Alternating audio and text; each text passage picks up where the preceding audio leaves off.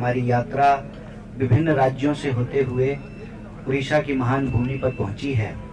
और यह जो भारत जोड़ो न्याय यात्रा है, पिछला जो भारत जोड़ो यात्रा हुआ था उसके दौरान जो देश के लाखों करोड़ों लोग राहुल जी से मिले, हम भारत यात्रियों से मिले, उन्होंने जो अपना दर्द साझा किया, उनके मन की बात सुनने के बाद हमारी पार्टी को, हमारे नेता को ये लगता है कि इस देश में अन्याय को समाप्त किए बिना, न्याय की स्थापना किए बिना देश को शक्ति नहीं मिलेगी, देश शक्तिशाली नहीं होगा। और देश का मतलब देश के 140 करोड़ लोग। तो ये जो देश के 140 करोड़ लोग हैं, उनके साथ, किसी के साथ भी जो अन्याय हो रहा है, उस अन्याय को समाप्त करने के लिए यह भारत जोड़ो न्याय यात्रा 5 तरह के न्याय की बात कर रही है। पहला युवा न्याय, दूसरा हिस्सेदारी न्याय, तीसरा नारी न्याय, चौथा किसान न्याय और 5वां श्रमिकों का न्याय। ये 5 प्रकार के न्याय से इस देश के जो 140 करोड़ लोग हैं, उनमें से किसी भी व्यक्ति के साथ अगर कुछ अन्याय हो रहा हो तो हम न्याय उनको दिला सकें, न्याय को स्थापित कर सकें, इसी संकल्प को लेकर के ये यात्रा चल रही है।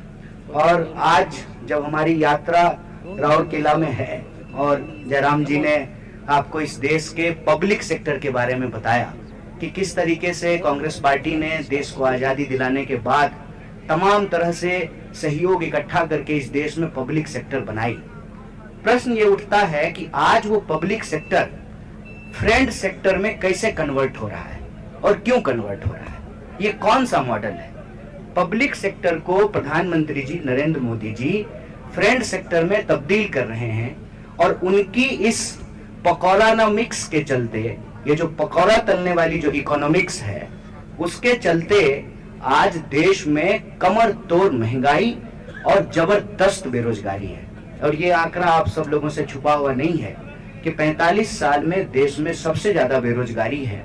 और जब आप बेरोजगारी की बात करेंगे तो आए दिन आपको इस देश के बेरोजगार नौजवान सड़कों पर आंदोलन करते हुए दिखाई देंगे। अभी आप लोगों ने देखा होगा कि रेलवे भर्ती को लेकर के नौजवानों ने एक बड़ा आंदोलन किया। आपने देखा होगा, अलग बात है कि आपने नहीं दिखाया, लेकिन आपने देखा जरूर होगा कि इस देश के नौजवान अपने रोजगार के लिए किस तरह से दर दर भटक रहे हैं। अगर आप सिर्फ केंद्र सरकार की बात करें तो 10 लाख से ज्यादा पद जो हैं वो रिक्त पड़े हुए हैं।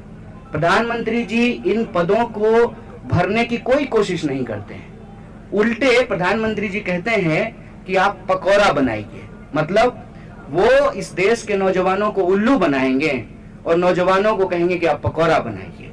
इसके पीछे मनसा क्या है? मनसा देखिए बिल्कुल साफ है, वो अपने दोस्तों की मदद करना चाहते हैं और दोस्त जो है उनके, वो पब्लिक सेक्टर को फ्रेंड सेक्टर में तब्दील कर रहे हैं। अपना जो है, जो पब्लिक की संपत्ति है वो अब निजी संपत्ति में कन्वर्ट हो रही है, बदल रही है। और इस मॉडल के चलते ये हो रहा है कि धीरे धीरे सरकारी नौकरियां खत्म की जा रही है। मतलब बिल्कुल सीधा है, न रहेगा बांस, न बजेगी बांसुरी, न रहेगा पब्लिक सेक्टर, न देनी पड़ेगी सरकारी नौकरी। सरकारी नौकरी नहीं देना पड़ेगा तो देश के आम नौजवानों को कोई सुरक्षा नहीं मिलेगी। मतलब इस देश के सांसद को पेंशन मिलेगा, आवास मिलेगा, टेलीफोन का बिल मिलेगा, हवाई जहाज ट्रेन पर चढ़ने का किराया मिलेगा, लेकिन इस देश के जो आम नौजवान हैं, आम परिवार के नौजवान हैं, उनको नौकरियां नहीं मिलेगी। और यह जो बेरोजगारी का दंश है, यह जो बेरोजगारी, बेकारी जो एक बीमारी बन गई है, इसके चलते आज नौजवानों को आत्महत्या करनी पड़ रही है। आप जानते हैं कि 1 घंटे से भी कम समय में एक नौजवान देश के किसी न किसी कोने में आत्महत्या कर लेता है। अब ये आंकड़ा 2 हो चुका है। जितना किसान आत्महत्या कर रहे हैं, उतना ही जवान आत्महत्या करना शुरू कर दिए हैं देश में। ये हमारे लिए चिंताजनक बात है। इसीलिए मैं आप सबके माध्यम से यह सवाल उठा रहा हूं कि अगर इस देश के गृह मंत्री के बेटा को बीसीसीआई का सेक्रेटरी बनाया जा सकता है, मतलब गृह मंत्री का बेटा बनेगा बीसीसीआई का सेक्रेटरी और देश के नौजवानों को मिलेगी 4 साल की ठेके वाली नौकरी। ये जो बेईमानी है, सरेआम आंख के सामने देश का मुद्दा भटका करके देश की संपत्ति जो बेची जा रही है, इस बेचने के खिलाफ यह भारत जोड़ो न्याय यात्रा न्याय को बचाने की लड़ाई है।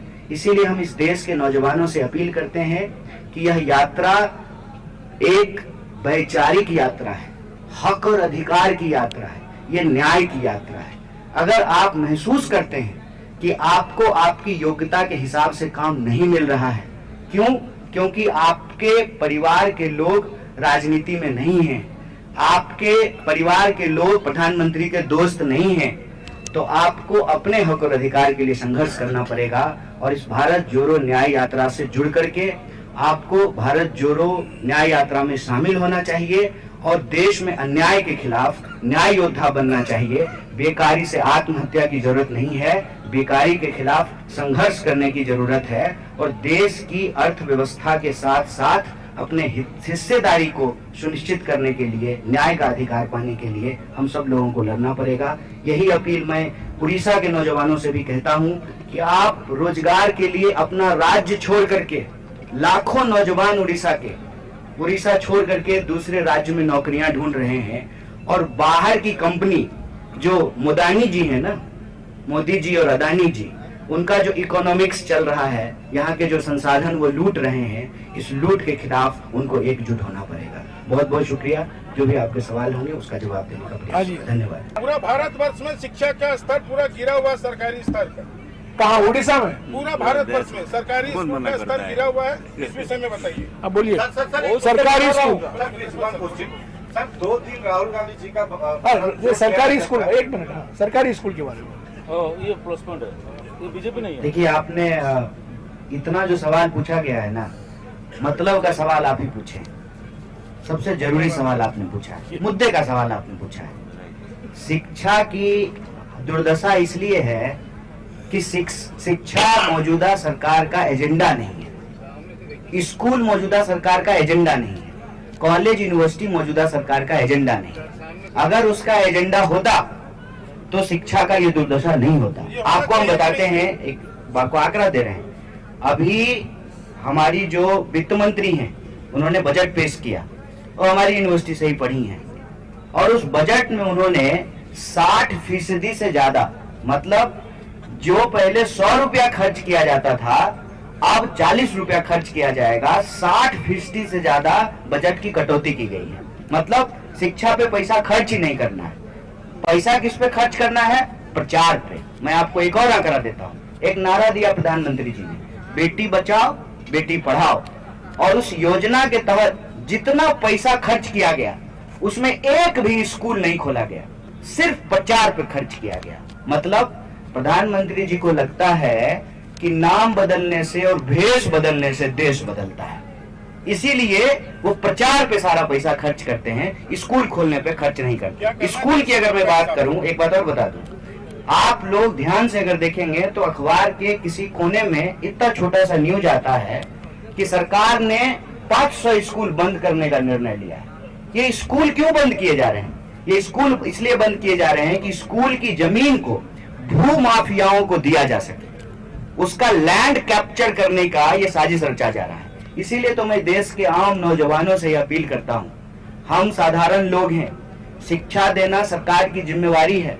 अगर हमको शिक्षा नहीं मिलेगी तो हमारी पीढ़ियां जो है वो पढ़ नहीं पाती और हम मिडिल क्लास नहीं बनते, पब्लिक सेक्टर नहीं होता, हमको नौकरी नहीं मिलती। इसीलिए जो आपको भ्रमित किया जा रहा है ना कि आप जॉब सीकर मत बनिए, जॉब गिवर बनिए।